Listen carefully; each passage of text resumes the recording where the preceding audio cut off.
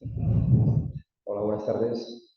Bueno, muchísimas gracias, Irini, por tu presentación. Es un placer estar en el Museo Nacional de Arte Romano una vez más.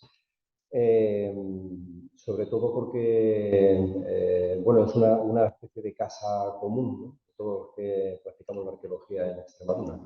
Y yo creo que eso ha sido algo que siempre se ha potenciado, ¿no?, y de lo cual nos alegramos, ¿no? Es un foro donde no solamente tienen cabida los especialistas en el mundo romano, sino que han pasado gente de todas las disciplinas y eso enriquece el propio museo. Y hablando de casas del Turriuelo, claro, nosotros hablar de la mujer en Tartesos, como comprenderán, es una tarea ardua.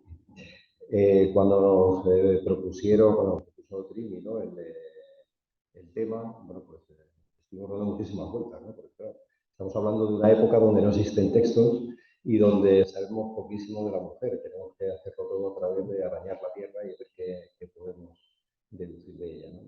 Y es verdad que en el yacimiento de Casas del Turriuelo, que es un poco la estrella de lo que ha pasado en los últimos años dentro del mundo tartésico, que ha ayudado a explicar también un poco la cultura tartésica, no queremos dejar de señalar que la visión, ¿no?, que tuvo Trini cuando tenía un cargo de responsabilidad, que vio el yacimiento y gracias a él comenzaron las excavaciones. Por lo tanto, nosotros siempre hemos reconocido esa visión, quizás la suerte de que hubiera un arqueólogo en ese momento en el sitio adecuado, ¿no? Si no, a lo mejor no estábamos hablando de este yacimiento. Entonces, por lo tanto, nuestra gratitud siempre, ¿no?, a esa apuesta, ¿no?, tan difícil de hacer en su momento y tan, bueno, que ha llevado a estos resultados tan magníficos, ¿no? Decía que hablar de la mujer en Tartesos, a empezar. Bueno, yo supongo que hemos traído un mapa de Tartesos, claro, no vamos a hablar aquí de lo que es Tarteso porque entonces se nos va el tiempo en explicarlo, pero sí por lo menos un mapa donde se vea lo que es la dispersión de la propia cultura tartésica, ¿no? Que es una cultura que empieza aproximadamente en el siglo IX antes de Cristo y que termina en el siglo V antes de Cristo, es decir, tiene 400 años de vida, casi 500, y por lo tanto ha habido movimientos culturales en todo ese largo espacio de tiempo, ¿no?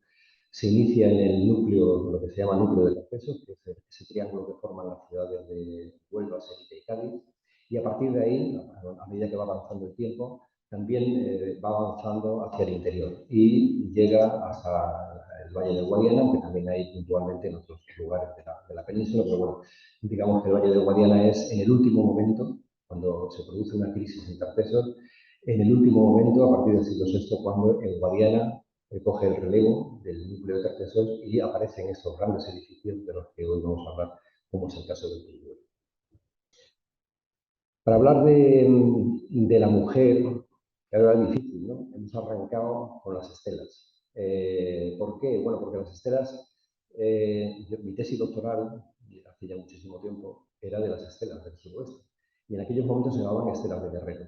Era como se conocía y como se siguen conociendo en muchos ámbitos, ¿no? Las estelas de Guerrero en ese momento, que también se llamaron estelas extremeñas, porque las primeras aparecieron en esta zona, en la zona de La Serena y demás, eran exclusivamente estelas de Guerrero, ¿no? Conocíamos algunas estelas anteriores que pensábamos que eran mucho más antiguas, que estaban fuera un poco del ámbito del propio Tartesos y que empezaron a aparecer por la zona también de Extremadura. Estas son dos de ellas. Una que aparece en la Guevara, esa es la última, hemos traído esta última de Cañaveral, porque es la última que ha aparecido hace escasos meses, pero que está en el límite con la provincia de Badajoz, o la estela de Hernán Pérez, que es una de las más conocidas. Bien, siempre se pensaba que eran estelas que pertenecían a esa fase del que denominamos bronce final, atlántico. Eran mujeres con sus diademas, de hecho se llaman también estelas diademadas, ¿no?, se suelen denominar, y que, bueno, tenían su cinturón, sus atuendos, sus joyas y demás, y bueno, ya digo que siempre se apartaban un poco, ¿no? Se hablaba de las estelas de Jarro por un lado, más antiguas, y luego las estelas de Guerrero, que ya eran más modernas, ¿no?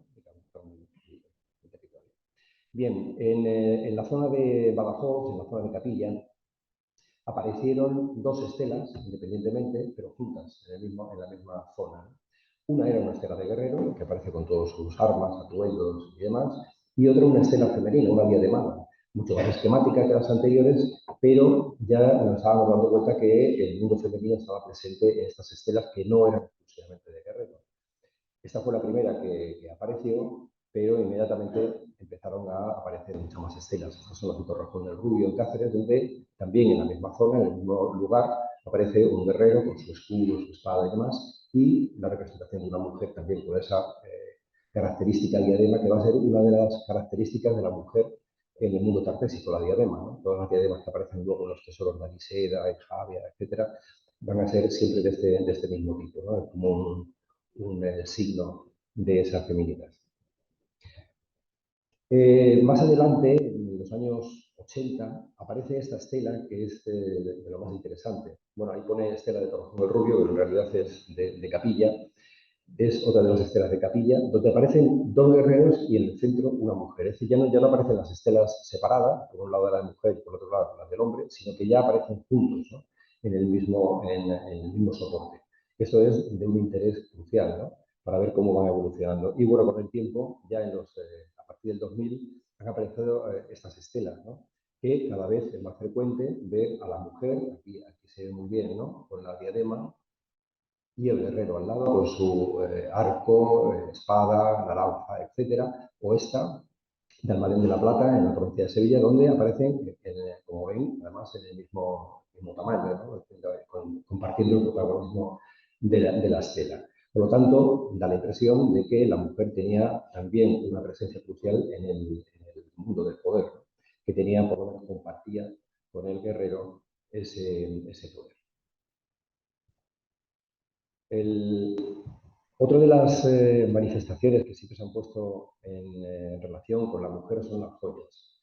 Y sobre todo los tesoros, el tesoro de Sagrajas, también está el de Berzocana y otros tesoros repartidos por Extremadura, Castilla-La Mancha y sobre todo en Portugal, que es donde más presencia tienen. Y por el tamaño siempre se han puesto en relación con la mujer, ¿no? El torques, la forma de encajarlo en el cuello y demás, parece que serían de tipo de mujer, aunque bueno, parece que defienden que podrían ser para imágenes o incluso para niños, ¿no? Pero bueno, son joyas muy pesadas, porque son macizo, y siempre se ha puesto en relación con la mujer, con lo cual, como son de la misma época que las estelas, estamos hablando de que por un lado están las representaciones de esas estelas y por otro lado lo que es ya la manifestación del objeto, ¿no? De la arqueología en sí. El mundo funerario te toca a ti.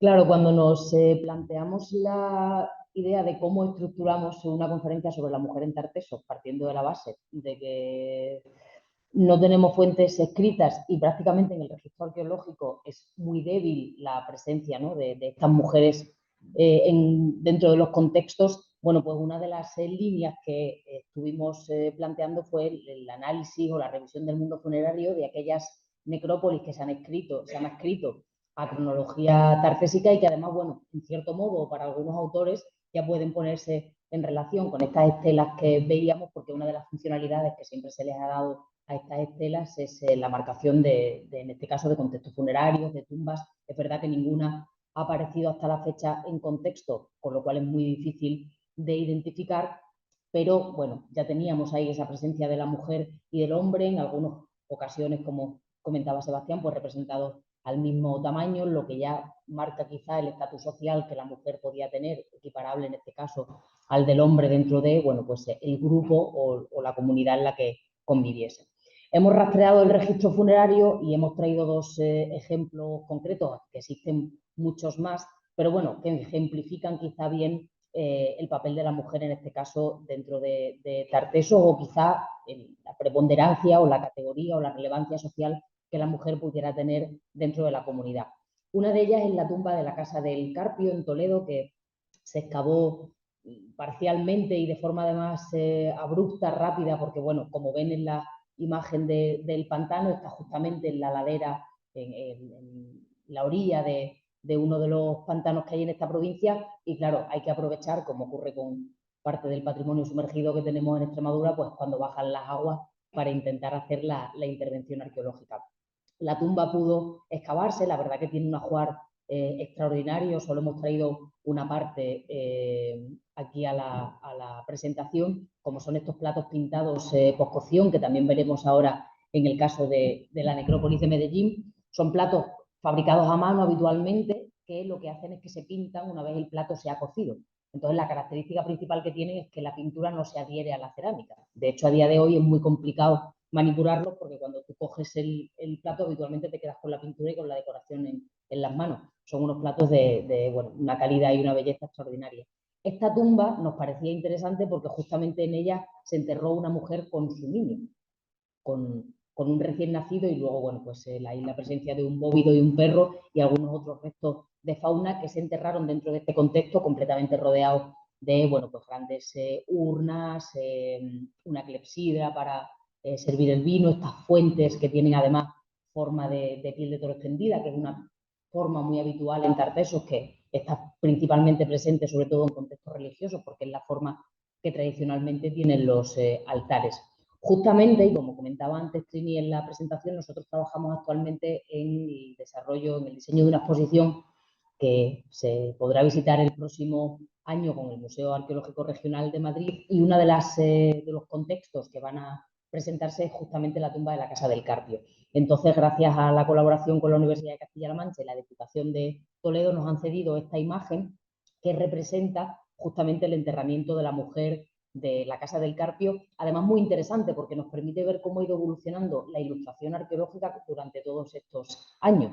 De hecho, si piensan en revistas como, pues no sé, National Geographic, Historia 16, o estas revistas que se venden en los kioscos, habitualmente casi todos los contextos e ilustraciones que se desarrollaban estaban protagonizadas por hombres, cazadores recolectores, el hombre que... Normalmente la mujer permanecía ausente de este tipo de imágenes, y ahora, sin embargo, cada vez ha entrado con más fuerza. Nosotros veníamos antes recordando el proyecto, que si no lo conocen les recomendamos, de Past Woman, que hacen una importante labor, y una de las actividades además que desarrollan es que diseñan todos los años un calendario justamente con ilustraciones arqueológicas en el que el papel de la mujer es notable, ¿no? Entonces, bueno, pues esta diapositiva que nos permite conocer, bueno, pues todos esos banquetes rituales que se hacen en torno al despedir, ¿no?, a ese difunto, en este caso dentro de un contexto en el que una mujer que además debía de tener cierta categoría también y cierto poder dentro de su comunidad, teniendo en cuenta que, bueno, pues tiene un enterramiento además muy rico de manera individualizada, y además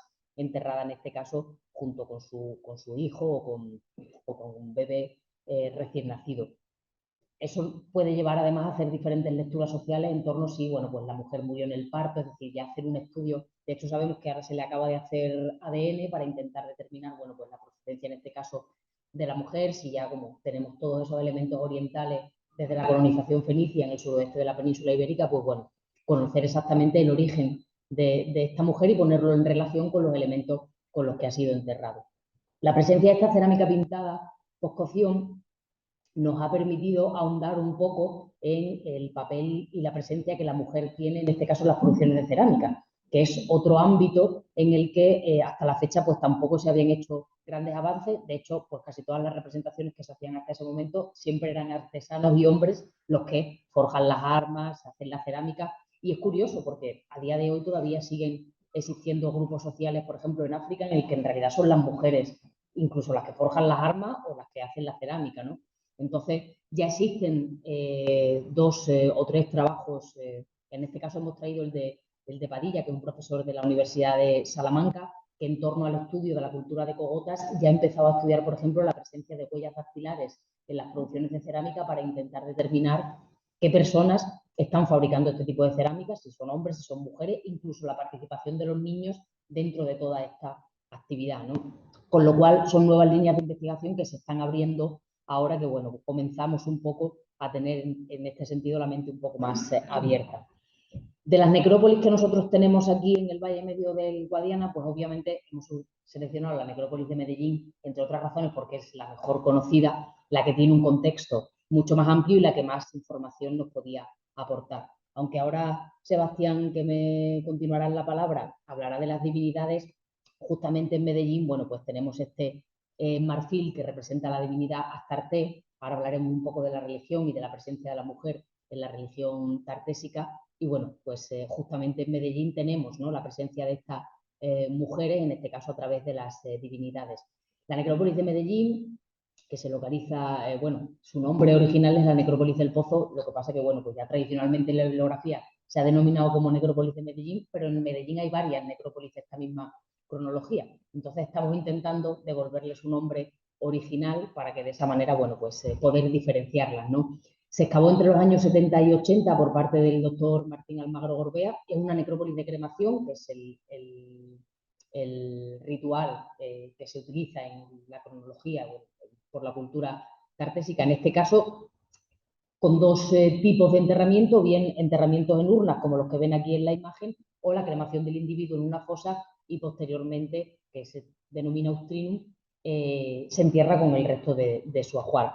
La necrópolis de Medellín se excavó gracias a la aparición del fragmento de la Quilix, donde aparecía el Zeus con su rayo, fue la que dio paso o la que dio pie al inicio de las excavaciones en esta necrópolis. Se habrá excavado aproximadamente un 20%, yo creo que son 200 pocas tumbas, queda una extensión muy amplia de la necrópolis por excavar. Nosotros hemos empezado a hacer algunos trabajos, sobre todo en torno a la geografía, al paleocauce del Guadiana, lo que nos ha llevado a adentrarnos un poco en la necrópolis de Medellín y conocer un poco su ubicación. La hemos ubicado en este caso en el paisaje, porque obviamente hoy en día pues ya disponemos de una tecnología de los SIG, etcétera, que en los años 70 pues no gozaban de ella, y bueno, pues eso nos está permitiendo hacer algunos estudios, sobre todo a nivel topográfico.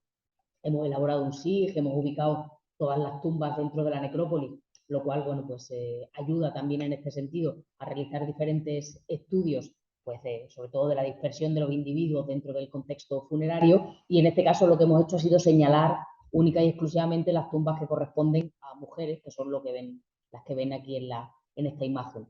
Como pueden observar, además de las 188 tumbas que hay sexadas, porque claro, el problema que tienen las cremaciones es que muchas veces los restos óseos que quedan no son suficientes para determinar si se trata de un hombre o una mujer, y prácticamente no han podido realizarse estudios de ADN porque la cremación del cuerpo, bueno, pues se complica mucho esa tarea y no se conserva ADN antiguo. Entonces, de las 188 tumbas, como pueden ver, prácticamente no hay una diferenciación, es decir, se están enterrando prácticamente los mismos hombres y las mismas mujeres, y además tampoco existe una dispersión dentro del espacio que los diferencie.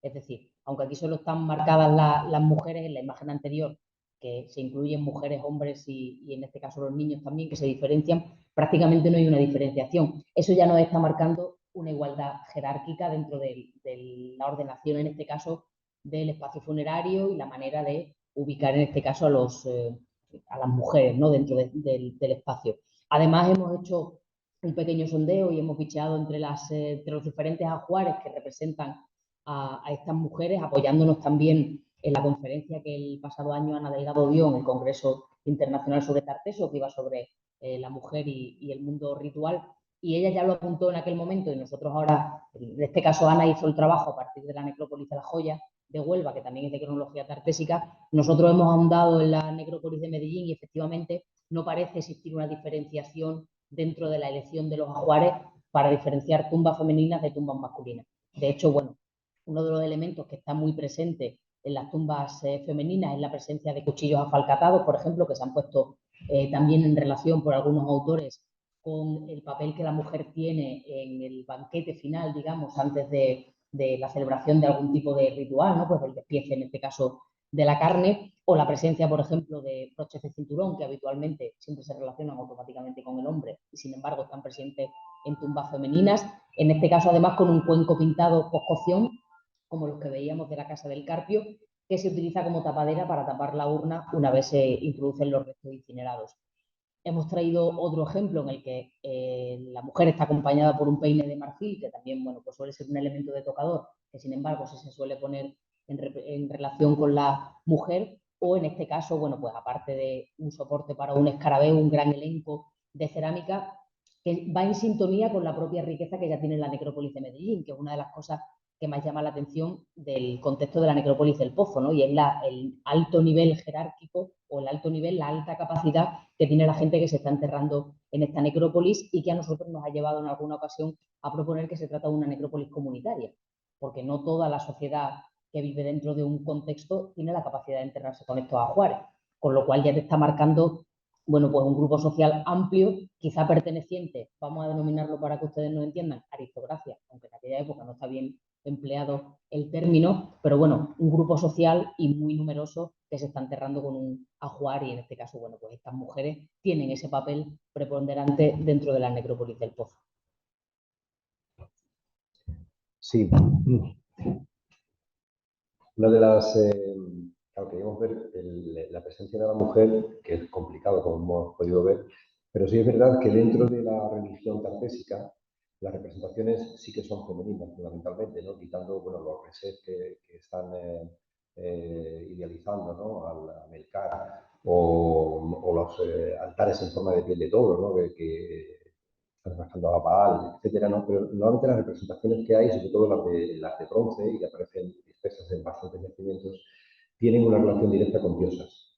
Y queríamos desviar por ahí un poco la presencia, ¿no? de la mujer o la representación femenina en este momento, ¿no? Quizás las más conocidas son el bronce carriazo, que aparece a la derecha, con una sartén, siempre con el símbolo importante, ¿no? Que son las ánades, los ánades o las palomas, ¿no? Que son los dos aves que sirven a aparecer con ella, y luego la famosa sartén, el carámbolo, que es una diosa sedente, que aparece también representada en otros ámbitos, ¿no? Entonces, la importancia que tienen las diosas tiene una relación, por ejemplo, la Astarte con el caballo enorme, ¿no? Es la diosa de los caballos, la domadora de caballos, etcétera, como aparece en todo el mundo antiguo, tanto en el Mediterráneo oriental como occidental, ¿no? Y esa vinculación con el caballo la vemos, por ejemplo, en dos yacimientos en los que nosotros hemos trabajado, ¿no? En Cachorroano y en Casa Gentilío, donde la presencia del caballo es enorme, ¿no? Primero en Cachorroano, donde, bueno, en los dos sitios hace sacrificios de caballo, con lo cual eso ya es bastante significativo. Pero no solamente es el sacrificio de caballo en sí, sino todos los elementos que aparecen relacionados con el caballo, como pueden ser los bocados, las camas laterales de esos bocados, etcétera, no siempre de esos caballos presentes, ¿no? O bueno, el famoso despotes, ¿no? De Cachorroano, que se convirtió un poco en el símbolo del yacimiento, y que ahí tienen lo que decía, ¿no? Esto es una jala muy fronte, pero también con las dos palomas, lo que hizo que Marroquín pensara que también se podía tratar a lo mejor de una Isis o de la representación de una sartén, como se ha podido luego comprobar en otros lugares, ¿no? Pero el caballo aparece, ya digo, con esculturas amplias de caballos, de cajitas que también tienen caballos para tirar de las tapaderas. Es decir, la presencia del caballo es enorme, ¿no? Es el caballo de Cachorrano, que en realidad no es un caballo, es una yegua, está sexuado, pero que también tiene además restos como para tirar, ¿no? Del propio caballo para ir montado. Aquí tienen una foto más en detalle, ¿no? De este caballo, que ya digo que tiene una presencia fundamental tanto en Canchorroano como en Casas del Pueblo. La orfebrería es otro de los elementos que siempre se ha puesto en relación con la mujer.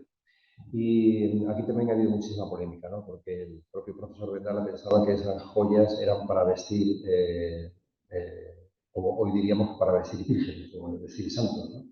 Pensaba que lo que había eran tallas que se iban adornando con estos elementos, ¿no?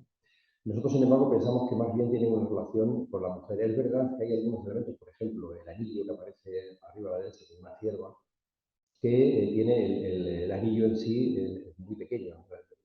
O es para un niño o podría ser perfectamente para alguna estatua, ¿no? Pero el resto de elementos sí que aparecen representados en esculturas de mujeres que, por lo tanto, parece que es lo que podemos en relación con ellos, ¿no?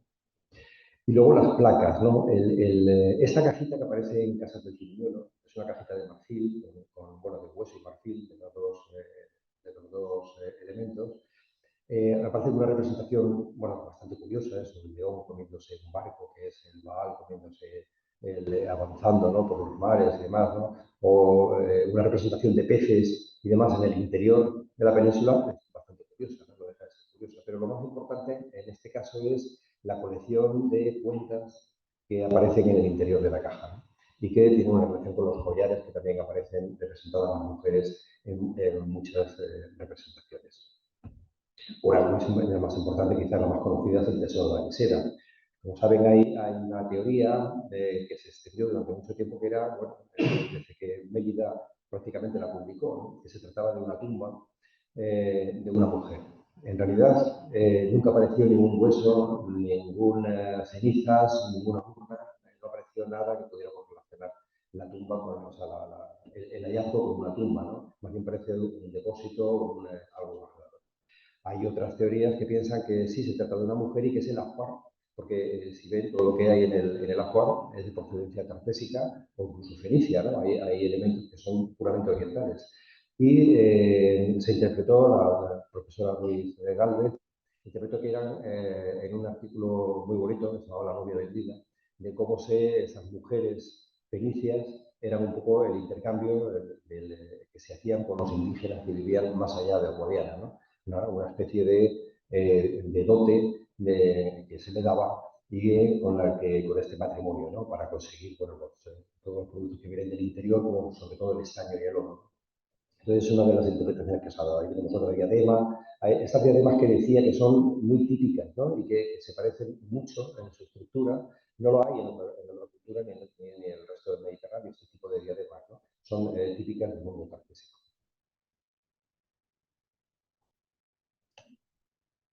Bien, ciertamente esto es lo que hemos conseguido rastrear del contexto arqueológico sobre la presencia de la mujer, porque es verdad que no prácticamente en torno a yo diría casi en general, la protohistoria o en la primera edad del hierro del suroeste de la península ibérica, nadie ha afrontado un trabajo sobre el papel de la mujer, que luego, por ejemplo, sí, y la semana pasada lo vimos con la conferencia de nuestra compañera Trinidad Tortosa, que luego sí se puede hacer en el mundo ibérico, ¿no? Sobre todo porque, bueno, pues tiene una colección de cerámica pintada y de escultura que te permite, ¿no? Trabajar con la interpretación y que ocurre también mucho en el mundo griego gracias a pues, toda la iconografía, ¿no? Y las representaciones.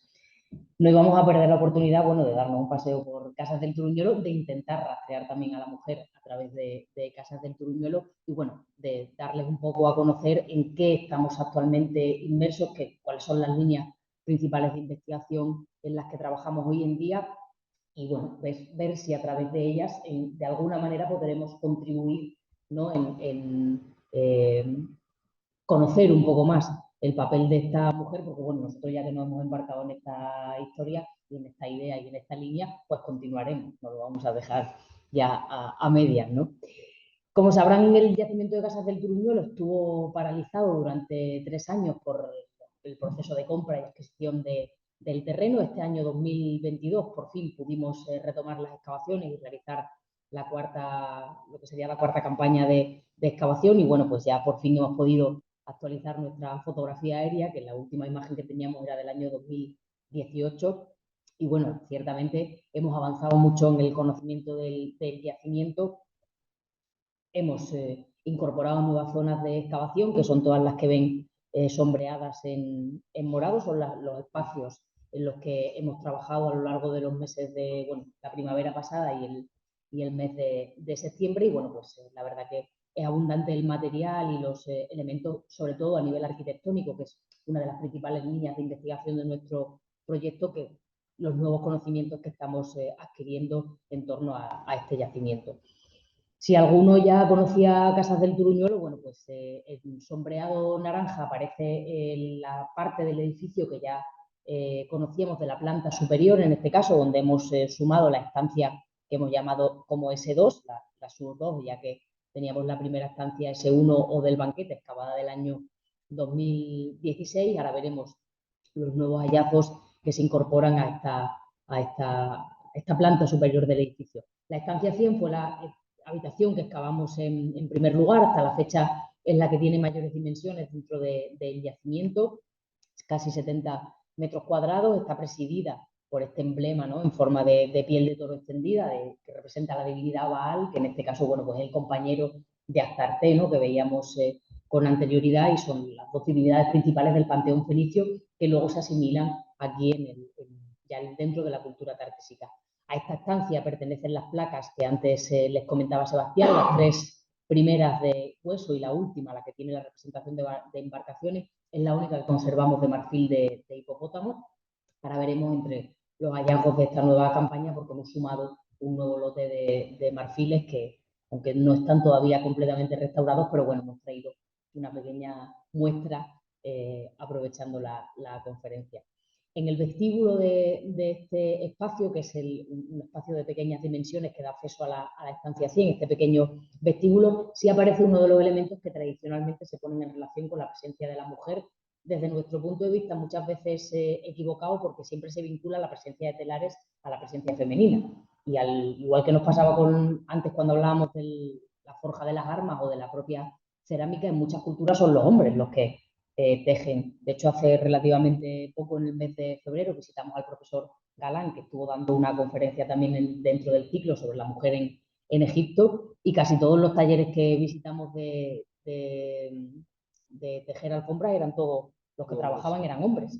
Entonces, bueno, pero siempre es verdad que tradicionalmente se ha puesto en relación en el mundo antiguo la presencia de estas pesas de telar, de estos telares, con la presencia de la mujer. En este vestíbulo apareció un telar completo que ya tuvimos la ocasión de publicar, y bueno, hicimos esta pequeña interpretación con una de las alumnas que trabajaba en aquel momento con nosotros en la excavación. De este mismo contexto proviene esta urna de cerámica gris que no hemos podido reconstruir porque en su interior conserva el fragmento de lino más antiguo que se conserva de la península ibérica, que como ven, bueno, está prácticamente, se puede incluso diferenciar, ¿no? La manera de tejer, en este caso, de entrelazar los hilos, y que está vinculado a ese telar que veíamos con anterioridad, o la presencia de esteras de esparto que también están repartidas por diferentes áreas del yacimiento. En este caso, estas dos pertenecen a la estancia 100, pero por ejemplo en la habitación del banquete también aparecieron restos de otras esteras, y que también se pone en relación, bueno, pues con la presencia de esas mujeres que se encargarían quizás pues del trenzado de las esteras, del trabajo de las cesterías, o sea, todo ese artesanado que tiene que ver con el trabajo del esparto.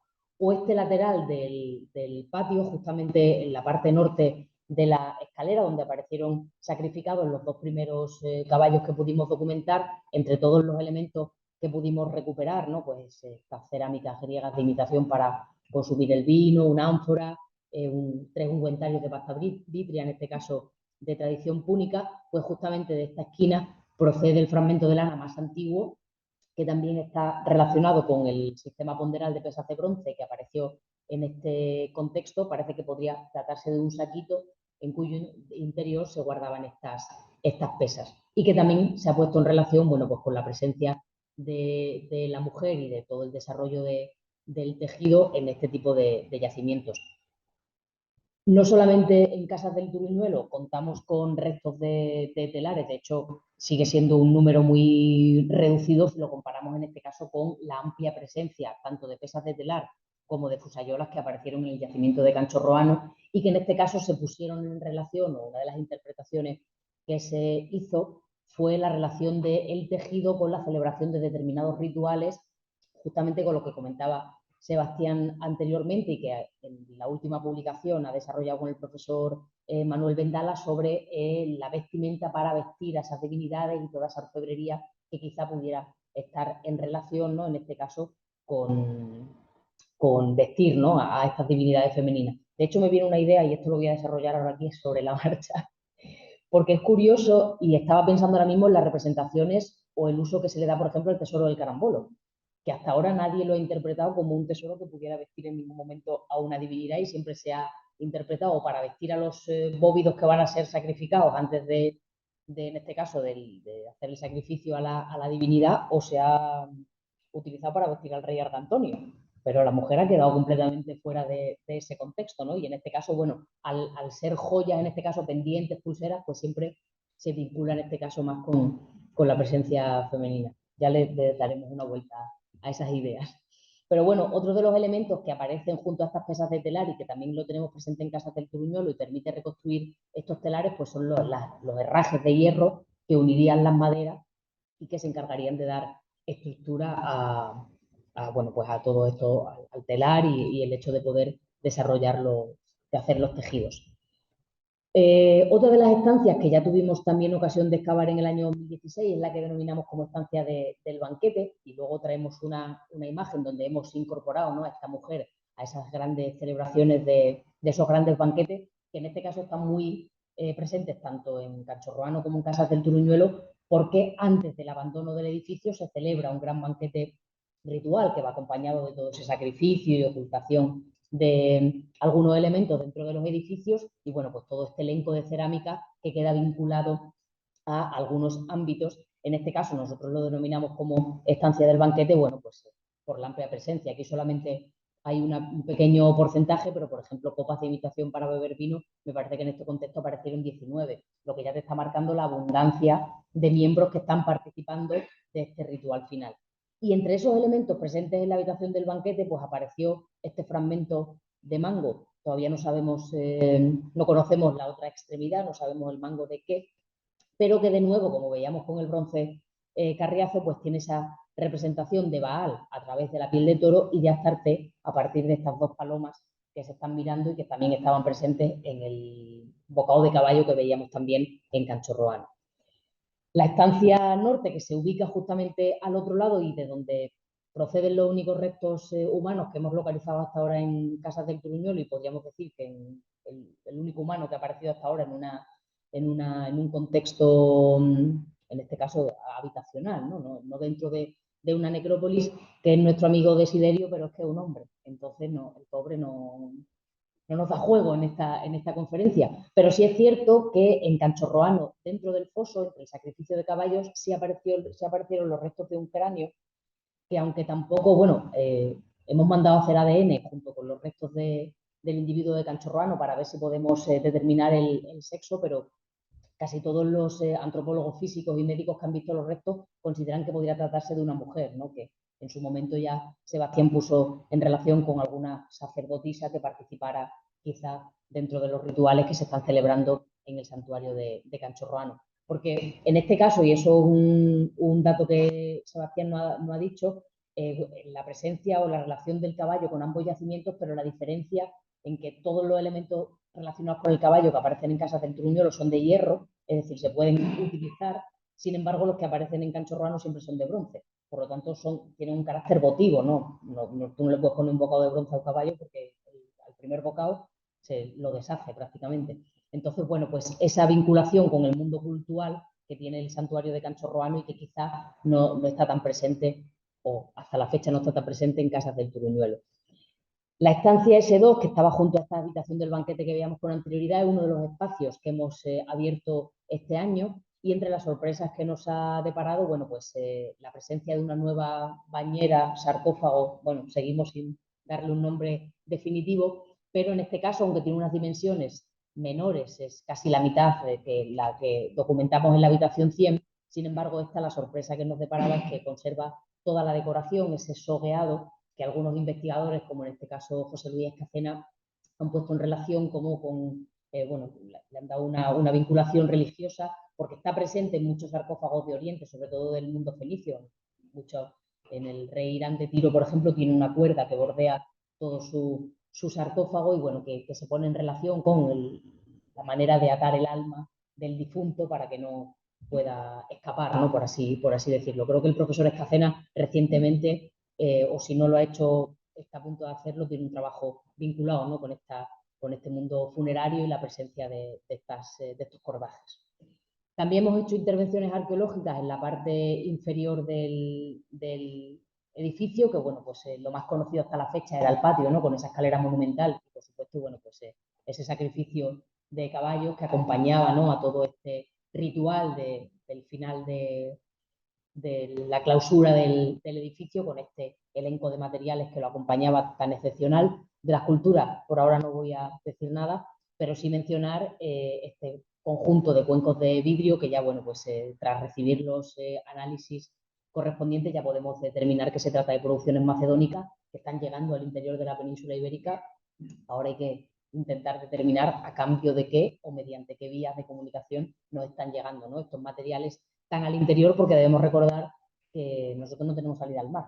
Entonces, bueno, ¿qué importancia o qué papel político y económico tienen edificios como Canchorroano y Casas del Turuñuelo para que este tipo de materiales estén llegando con tanta fluidez hasta el interior? Entre la hecatombe de Casas del Turuñuelo hay presencia femenina, bueno, en este caso hembras, alguna yegua, los híbridos, ¿no? Que ya nos están marcando ese conocimiento, en este caso del uso de los animales para el trabajo del campo, ¿no? El saber que un caballo, aunque te da un prestigio social y es un elemento de riqueza, no sirve para arar la tierra, ¿no? O, por ejemplo, la presencia de 4 cerdas y de un cerdito nonato que estaría vinculado con alguna de estas hembras, que son las que se sacrificaron dentro del sacrificio presente en Casas del Turuñuelo. Entre los nuevos ámbitos que hemos excavado este año, bueno, pues uno de los más interesantes es este pasillo con esta pileta, además un pasillo que conserva con un estado de conservación de sus muros bastante excepcional, porque conserva prácticamente un alzado de 2 metros, casi a ras del suelo actual, y que nos ha dado pie a empezar una línea de investigación en torno a la caracterización de las fórmulas que se están empleando para la fabricación de los adobes. Una fórmula que, como luego veremos, en la que sí entra el papel de la mujer, porque sí existen otros estudios dentro del Mediterráneo donde sí se ha podido determinar el papel que mujeres, hombres o en este caso incluso niños están desarrollando dentro de, digamos, la organización arquitectónica y constructiva de un edificio. Es un trabajo que estamos desarrollando junto con la Universidad de Helsinki y el Instituto Demócritos de Atenas, y bueno, ha supuesto la toma de, en total me parece que han sido como 70 o 75 muestras de adobe de diferentes partes del edificio, con el objetivo de intentar caracterizar la fórmula que se está empleando, si hay una diferenciación en función del ámbito o qué elementos se están utilizando como aglutinantes, ¿no? Por ejemplo, pues ya saben ustedes que para hacer adobe hace falta la paja. Hay contextos del Mediterráneo donde a falta de paja usan, por ejemplo, algas marinas. Nosotros en este caso, bueno, sabemos que utilizan la paja, pero hay estudios muy interesantes en algunos ámbitos del Mediterráneo, como por ejemplo en el Palacio de Cataluyuk, donde el estudio de diferentes casas fabricadas en adobe ha permitido determinar que el Palacio de Cataluyuk, en este caso, que se creía, como ocurre en Egipto, digamos que monopoliza la fabricación de adobe, en este caso no. Un estudio de esta caracterización de las fórmulas de la tierra ha permitido determinar que cada persona hace sus propios adobes y se hace su propia casa. Entonces ya te está dando una lectura social que es la que nosotros ahora estamos intentando trasladar a estos edificios del Valle Medio del Guadiana. Se están poniendo en práctica, bueno, diferentes técnicas de documentación arquitectónica, en este caso mediante fotografías macroscópicas que nos permiten detectar elementos como el uso de carbones o microfauna dentro de esas mezclas para fabricar el adobe, y que, entre otros elementos, lo que nos está permitiendo documentar son la presencia de huellas dactilares. Y a partir de estas huellas dactilares intentar determinar qué miembros de la comunidad están participando de la construcción de estos edificios. Entre los elementos materiales que han aparecido en este pasillo de la pileta, bueno, pues nuevos restos de sacrificio de animales, un nuevo perro, un nuevo caballo, no sabemos cuántos animales más deparará Casas del Turuñuelo. La verdad que, bueno, pues es una sorpresa y obviamente nosotros lo ponemos en relación hasta que termine el estudio tafonómico con el sacrificio de animales que ya documentamos en el patio y que parece que, bueno, se repite en otros ámbitos del edificio. De nuevo, la presencia de gran abundancia de elementos de bronce. Este año hemos recuperado pues 2 braseros más, otro caldero, mangos. El problema que hemos venido o que tenemos desde el inicio de las excavaciones en Casas del Turuñuelo, que es el mal estado de conservación de los metales por el elevado grado de oxidación. De hecho, bueno, aunque ya están trabajando con los materiales, aquí ya pueden ustedes ver el mal estado de conservación que presenta el brasero, prácticamente era arena. Hemos intentado engasarlo, bueno, a ver si con un poco de suerte podemos conseguir que sobreviva. Pero quizá uno de los elementos más interesantes de este nuevo ámbito sean los restos de todos los herrajes de la puerta, hasta el punto, esto que ven aquí es el brasero de bronce, que hemos conseguido conservar una de las bisagras de la puerta in situ, colocada todavía en el acceso a la habitación. Esto nos va a permitir, al haber conservado todos los herrajes, bueno, pues intentar remontar y reconstruir una puerta de esta cronología y ver, bueno, pues qué tipos de elementos hacen falta para su fabricación. Otro de los espacios en los que hemos trabajado es la puerta este, que nosotros siempre considerábamos que sería el punto principal de acceso al edificio, porque está justamente enfrente de la escalera principal. ¿Cuál ha sido nuestra sorpresa? Porque nos hemos topado con una grada, con lo cual ni hay puerta principal, al menos frente a la escalera. No se sabe ahora, faltan muchos ámbitos por abrir, ¿no? Pero eso ya nos ha cambiado un poco la perspectiva, sobre todo en torno a la distribución del edificio. Lo que ven aquí al fondo es el pasillo de la pileta, y ahora tenemos esta nueva escalera que en sí ya es monumental. Lo que pasa que, bueno, cuando tienes que competir con una escalera de casi 3 metros de altura y fabricada con un mortero de cal, pues la pobre se nos ha quedado pequeña y solo de adobe, solo conserva 9 peldaños, pero ya nos está marcando que el edificio, que se comunica la parte inferior con la parte superior y que posiblemente las terrazas que bordean al patio, que fue una hipótesis que ya planteamos en la primera reconstrucción del edificio, bueno, pues sirvieran para circular por la parte superior de este espacio. Entre los materiales que hemos conseguido recuperar de esta puerta este, que ya no es puerta, a ver qué depara la siguiente excavación, bueno, pues un lote de marfiles, en este caso parece que de tradición etrusca, porque todos los paralelos que ven ustedes en este lado de la diapositiva así lo determinan, en todos la presencia masculina es predominante. No nos han permitido en este caso ahondar, pero bueno, contexto muy interesante, en este caso, bueno, pues este contexto de banquete, ¿no? Con este cáliz que sostiene, que además conserva todavía el pan de oro adherido al marfil, por eso no pudimos limpiarlos en campo y están ahora en proceso de restauración.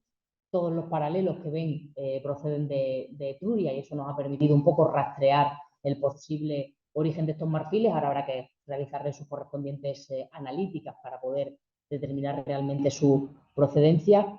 Esta otra escena con parece auriga y un pequeño ciervo pastando, ¿no? Con estas flores de loto en su entorno. Por supuesto, como ocurre con todos los elementos de Casa del Truñuelo, y ahora Sebastián lo explicará con el caso de la escultura, los marfiles están completamente fragmentados. Tuvimos que cribar la terrera entera después de que apareciera el primer fragmento y hemos recuperado, bueno, pues estaban tirados en un relleno de una habitación, hemos recuperado un gran número de fragmentos que ahora, bueno, habrá que intentar determinar cuántas placas son en total, ¿no? Pero bueno, el elemento o la escena del ciervo con esas flores de loto también muy presente en los marfiles documentados en tumbas etruscas.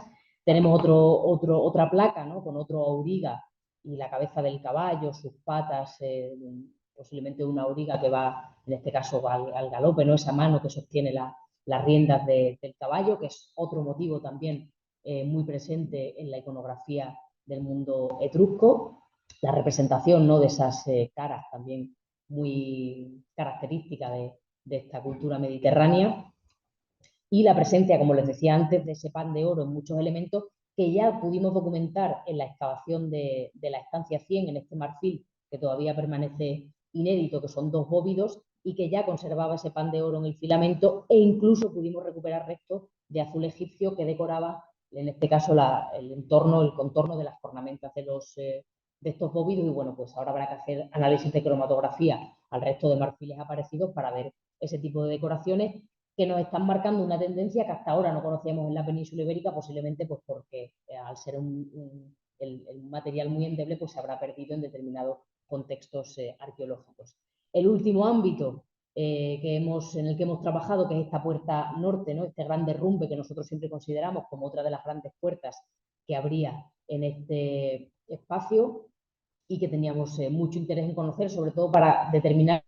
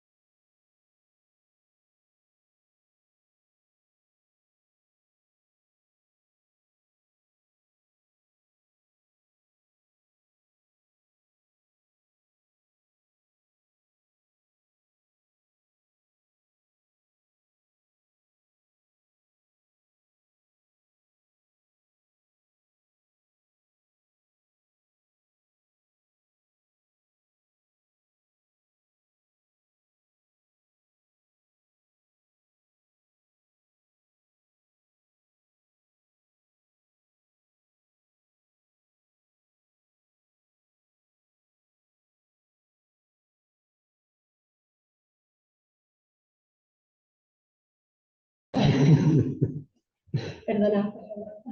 Es una hipótesis arriesgada, pero bueno, como estamos aquí, pensábamos que era el primer sitio donde íbamos a decir y lo vamos a soltar. Decía que lo primero que hicimos fue, evidentemente, una analítica, lo hicimos con el ICAC, con el Instituto Catalán de Arqueología Clásica, y al 99,8% de posibilidades ya sabemos que procede del Pentélico, ¿no? Del monte Pentélico que está al lado de Atenas, con el que se construyó parte de la Acrópolis y el Partenón en concreto.